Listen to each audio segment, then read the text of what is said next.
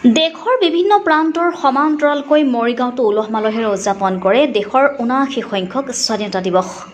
আজি সমগ্ৰ দেশবাসীয়ে আড়ম্বৰপূৰ্ণভাৱে ৭৯ সংখ্যক স্বাধীনতা দিৱস উদযাপন কৰাৰ সমান্তৰালকৈ মৰিগাঁও জিলা প্ৰশাসনৰ উদ্যোগত তৰুণৰাম ফুকন খেলপথাৰত কেন্দ্ৰীয়ভাৱে স্বাধীনতা দিৱস উদযাপন কৰা পৰিলক্ষিত হয়। অসম চৰকাৰৰ জলসম্পদ তথ্য আৰু জনসংযোগ আদি বিভাগৰ মন্ত্ৰী পীয়ুষ হাজৰিকাই মৰিগাঁও দেশৰ শৌৰ্য বীৰ্যৰ লগতে সম্প্ৰীতিৰ নিচান তিৰংগা পতাকা উত্তোলন কৰি মৰিগাঁও জিলাবাসীৰ লগতে ৰাজ্যখনৰ সকলোতকৈ স্বাধীনতা দিৱসৰ শুভেচ্ছা সকলোলৈকে স্বাধীনতা দিৱসৰ শুভেচ্ছা জ্ঞাপন কৰে। মন্ত্ৰীগৰাকীয়ে কুচকাৱাজত অংশগ্ৰহণ কৰা জিলাখনত কৰ্মৰত বিভিন্ন আৰক্ষী বাহিনী, বিদ্যালয়, মহাবিদ্যালয়ৰ ৰাষ্ট্ৰীয় শিক্ষাৰ্থী বাহিনী, গাঁওৰক্ষী বাহিনী আদিৰ সমান্তৰালকৈ আমন্ত্ৰিত অতিথি মৰিগঞা ৰাইজৰ অভিবাদন গ্ৰহণ কৰে। পতাকা উত্তোলন কৰি মন্ত্ৰী পীয়ুষ হাজৰিকাই দেশৰ স্বাধীনতা আন্দোলনত প্ৰাণাহুতি দিয়া বীৰ বীৰংগনাসকলক স্মৰণ কৰি শ্ৰদ্ধা নিবেদন কৰে। লগতে কেন্দ্ৰীয় আৰু ৰাজ্য চৰকাৰৰ বিভিন্ন উন্নয়নমূলক আঁচনিসমূহ সফলতাৰ বিষয়ে ভাষণ প্ৰসংগত উল্লেখ কৰে। আনহাতে জিলাখনৰ বিভিন্ন ক্ষেত্ৰত বিশেষ অৱদান আগবঢ়োৱা কেইবাজনো বিশেষ ব্যক্তিক মৰিগাঁও জিলা প্ৰশাসনে সম্বৰ্ধনা জনোৱাৰ উপৰিও পদ্মশ্ৰী সন্মানেৰে সন্মানিত সুকন্নানী ওজাপালিৰ ওজা গুৰু দ্ৰোণ ভূঞাক সম্বৰ্ধনা জনায় মন্ত্ৰী পীয়ুষ হাজৰিকাই। News desk report Arunodoi Assam. সদা পূজনীয় পৰম শ্ৰদ্ধাৰ ৰাইজ মহাপুৰুষ শ্ৰীমন্ত শংকৰদেৱ গুৰুজনাৰ স্মৃতি বিজড়িত সাৰ্বজনীন তীৰ্থভূমিত পাতেকেইবৰী সত্ৰ তন্ত্ৰ মন্ত্ৰৰে বিখ্যাত ঐতিহাসিক মায়ং সাতু ৰজা পাঁচু ৰজা ৰীতিৰ আকাৰে সমৃদ্ধ একক আৰু অন্যান্য পথাৰ জোনবিল মেলা দেওশাল মন্দিৰ শীতলখলা ঐতিহাসিক জাগিচকী এটা সৰ্বযুক্ত গড়ৰ সৰ্বাধিক ঘনত্বৰ পবিত্ৰ অভয়াৰণ্য অনেক নৈ বিল ইত্যাদিৰে মৰিগাঁও এখন ঐতিহাসিকভাৱে চহকী আৰু বহু সম্ভাৱনাৰে পৰিপূৰ্ণ জিলা। এই জিলাই এগৰাকী নাগৰিক হিচাপে দেশৰ ৭৯ সংখ্যক স্বাধীনতা দিৱসৰ এই সময়বোৰ আপোনালোকৰ সৈতে ভগাই ল'বলৈ পাই মই অত্যন্ত আনন্দিত আৰু গৌৰৱান্বিত অনুভৱ কৰিছোঁ। শ্ৰদ্ধাৰ ৰাইজ, আমাৰ দেশ হৈছে বৈচিত্ৰ্য আৰু সম্ভাৱনাৰে পূৰ্ণ এখন দেশ। সম অধিকাৰ, সমমৰ্যাদা, স্বাভিমান যিখন দেশৰ আদৰ্শ সেইখন সমৃদ্ধ দেশত কোনো বৈষম্য নাই। জ্ঞান আৰু আধ্যাত্মিকতাৰ আধাৰত সপোনৰ এক সমৃদ্ধিশালী শান্তিপূৰ্ণ আধুনিক ভাৰত নিৰ্মাণৰ বাবে মাননীয় প্ৰধানমন্ত্ৰী শ্ৰীযুত নৰেন্দ্ৰ মোদী ডাঙৰীয়াৰ সবকা সাথ, সবকা বিকাশ, সবকা প্ৰয়াস, সবকা বিশ্বাস আদৰ্শৰে অনুপ্ৰাণিত হৈ সমাজৰ সকলো স্তৰৰ জনসাধাৰণৰ সমবিকাশৰ বাবে আজি আমি সংকল্পবদ্ধ।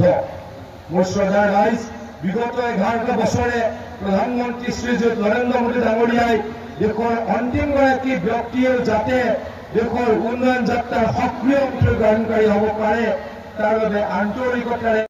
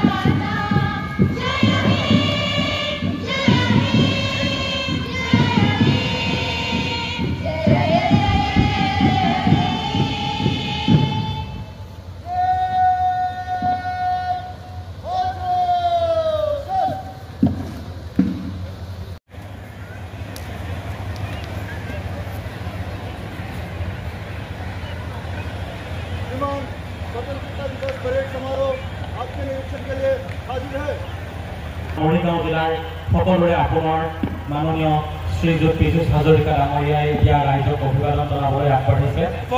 এখন খোলা জীপ গাড়ীত উঠি তেখেত এতিয়া ৰাইজৰ মাজলৈ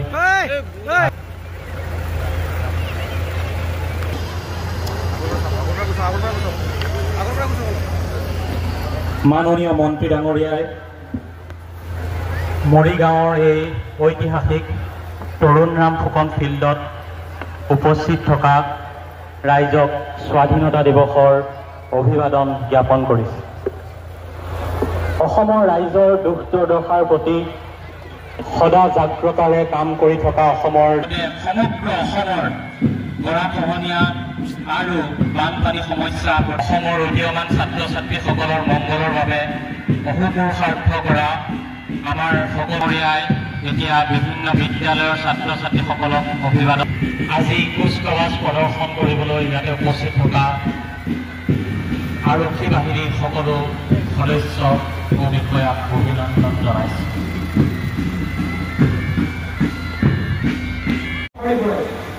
প্ৰায় ৩৩ কিলোমিটাৰ আমি ব্ৰহ্মপুত্ৰ বা অন্য নদীৰ গৰাখহনীয়া প্ৰতিৰোধ কৰিবলৈকে সক্ষম হৈছোঁ আৰু ৩খন চুইচ গেট বনাবলৈকে সক্ষম হৈছোঁ।